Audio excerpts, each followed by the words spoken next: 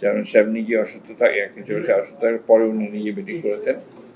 ওনাকে ফর্মালি দাওয়াত করা হয়েছে মিটিংয়ের জন্য। এটা আপনার 13 তারিখে 9টা থেকে 11টা পর্যন্ত লন্ডন টাইমে এই সময়টা দেওয়া হয়েছে। তো এটা আমাদের স্ট্যান্ডিং কমিটির পক্ষ থেকে স্বাগত জানানো হয়েছে এবং আমরা প্রত্যাশা করছি যে এটা বাংলাদেশের যে রাজনৈতিক যে সংকটগুলো আছে এগুলোকে কাটিয়ে উঠতে হয়তো একটা পজিটিভ ভূমিকা রাখতে পারে এই সাক্ষাৎকারটা। একই সঙ্গে আমি ব্যক্তিগতভাবে মনে করি যে সাম্প্রতিক কালে রাজনৈতিক যে প্রেক্ষাপট, যে অবস্থান, এটা একটা বড় ইভেন্ট, এটা একটা টার্নিং পয়েন্ট হতে পারে আপনার কি, যদি সবকিছু সঠিকভাবে চলে তাহলে নিঃসন্দেহে এটা একটা টার্নিং পয়েন্ট হতে পারে। কারণ বর্তমান যে সরকারের প্রধান উপদেষ্টা প্রফেসর ডক্টর ইউনূস, তিনি দেখা করবেন। আমাদের দলের ভারপ্রাপ্ত চেয়ারম্যান, যিনি দল চালাচ্ছেন দীর্ঘদিন ধরে এবং রাজনীতিতে প্রধান কেন্দ্রবিন্দু হয়ে আছেন বাংলাদেশে, এবং এই আপনার আমাদের ছাত্র জনতার অভ্যুত্থানের মধ্যে একটা প্রধান ভূমিকা পালন করেছেন, তার সঙ্গে আপনার সাক্ষাৎ হওয়াটা এটা একটা বড় ইভেন্ট বলে আমি মনে করি। It's a major political event. এবং আমার মনে হয় যে এখন এই সময়ের মধ্যে এটা সবচেয়ে ইম্পর্টেন্ট ইভেন্ট। এটার গুরুত্ব অনেক বেশি। আপনার আমি মনে করি যে এটা জাতীয়ভাবে বা আন্তর্জাতিকভাবেও এটার গুরুত্ব অনেক বেশি। কারণ ইতিমধ্যে আপনারা জানেন যে আপনাদের পত্র পত্রিকাতেই, সাংবাদিকের মধ্যেই বহু আলোচনা বিভিন্ন বিষয় নিয়ে চলছে আর কি, সাবজেক্ট নিয়ে আরো কথাবার্তা হচ্ছে। তো এর মধ্যে এই সাক্ষাৎকারটা হলে অনেক সমস্যার সমাধান হয়ে যেতে পারে এবং অনেকগুলো সহজ হয়ে যেতে পারে, নতুন ডাইমেনশন সৃষ্টি হতে পারে, সম্ভাবনা অনেক আর কি। এখন এটা নির্ভর করবে আমাদের নেতৃবৃন্দের উপরে যে তারা এটাকে কিভাবে সেই সম্ভাবনার দিকে নিয়ে যাবে। আমরা আমাদের তরফ থেকে আমরা সম্পূর্ণভাবে, দলের তরফ থেকে আমরা আমাদের একজন চেয়ারপারসনকে সম্পূর্ণ যেটাকে বলে যে অথরিটি দিয়েছি এবং তাকে আপনার আমরা তার সাফল্য প্রার্থনা করেছি এই সাক্ষাৎকারে। জি,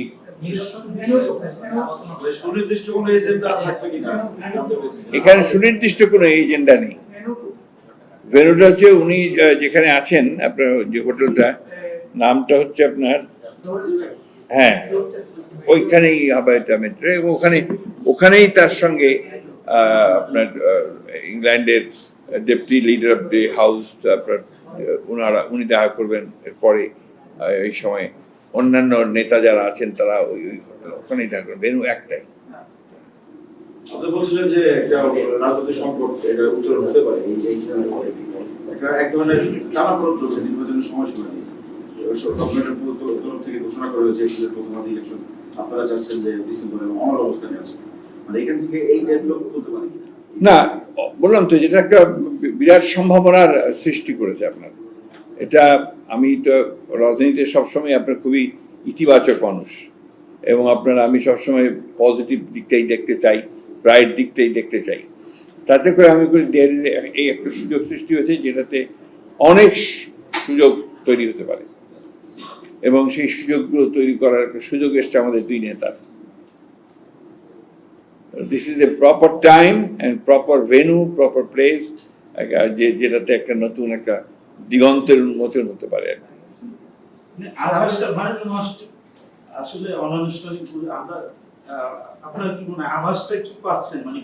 না, এটা শুনে আমি আপনাকে পরিষ্কার করে বলি, আমাদের বর্তমান যে অন্তর্বর্তীকালীন সরকার আছে তারা একটা বিশেষ মুহূর্তে এসে আপনার এই দায়িত্ব নিয়েছেন, তাদেরকে দায়িত্ব দেওয়া হয়েছে। একথা বললে অস্বীকার হবে যে আমরাই দায়িত্ব দিয়েছি, এবং রাজনৈতিক দিক থেকে তাদের অভিজ্ঞতা কিন্তু যথেষ্ট নয়, এবং তারা নিজ নিজ ক্ষেত্রে তারা সবাই একজন অত্যন্ত অভিজ্ঞ মানুষ বা পণ্ডিত লোক, উইজডম সব আছে। পলিটিক্যাল উইজডম যে পুরোপুরি আছে সে কথা বলা যাবে না, but at the same time they have got the sincerity, তাদের আন্তরিকতার অভাব আছে বলে আমার কাছে মনে হয় না। তারা কাজ করতে চান, কাজ করার চেষ্টা করছেন, দৃষ্টিভঙ্গি বিভিন্ন হতে পারে, তবে এখানে একটা ইউনিক ব্যাপার আছে, যেখানে একটা চাপ আছে। চাপটা হচ্ছে যে আপনারা জানেন যে এখানে নতুন নতুন রাজনৈতিক চিন্তা ভাবনার সৃষ্টি হচ্ছে, নতুন নতুন রাজনৈতিক চিন্তা আনার চেষ্টা করা হচ্ছে, যেগুলোকে আপনার চ্যালেঞ্জগুলোকে মোকাবেলা করে একটা জায়গায় নিয়ে আসা, এটাও একটা বড় আপনার চ্যালেঞ্জিং জব। কিন্তু তো সেই ক্ষেত্রে আমি মনে করি যে আপনার এই একটা সুযোগ তৈরি হয়েছে দুই নেতার মধ্যে দিয়ে, সবার মধ্যে দিয়ে, সেটা একটা বড় একটা সমাধান হয়ে যেতে পারে আর কি, সেগুলো সমাধান করতে পারে। এক মুহূর্তের মধ্যে বাংলাদেশের সব সমস্যার সমাধান হয়ে যাবে এটা মনে করার কোনো কারণ নেই। 15 বছরের একটা ফ্যাসিস্ট রুল, আওয়ামী লীগ সব ইনস্টিটিউশনকে ধ্বংস করে দিয়েছে। সেই ইনস্টিটিউশনগুলোকে নতুন করে বিল্ড আপ করা এটা কোনো ছেলে খেলা নয়। আমি এই কথা বারবার করে বলার চেষ্টা করি যে এটা একটা বিরাট বিরাট চ্যালেঞ্জ, জাতির জন্য চ্যালেঞ্জ। সবাই আশা করেন যে সব কিছু, এটা হচ্ছে না, এটা ঠিক হচ্ছে না, এটা ঠিক হচ্ছে না। এত সোজা একটা রাষ্ট্রকে, একটা যন্ত্রকে আপনার একেবারে ধ্বংস করে ফেলা হয়েছে। এখান থেকে আবার নতুন করে সুস্থ ভালো জিনিস রাতারাতি নিয়ে আসবেন, এটা এত সহজে হয় না। It takes time. এবং ভালো কথা হচ্ছে যেটা, সেটা হচ্ছে যে সবাই আন্তরিকভাবে চেষ্টা করছেন, রাজনৈতিক দলগুলোও চেষ্টা করছেন। আমি কাউকেই আপনার অভিযোগ করতে পারি না, চাই না কারোর বিরুদ্ধে। আমি মনে করি everybody is trying their best. Maybe যে হয়তো পথ ভিন্ন, জায়গায় আপনার চিন্তা ভাবনা ভিন্ন হতে পারে, কথাবার্তা ভিন্ন হতে পারে, কিন্তু সবারই চেষ্টা আছে। আর আমি মনে করি যে আমাদের এখন এই সময়টা, আপনার এই যে আপনার গণতন্ত্রের উত্তরণের যে কালটা, ট্রানজিশনটা, এটাতে সকলের আমাদের খুব দায়িত্বশীল হওয়া উচিত।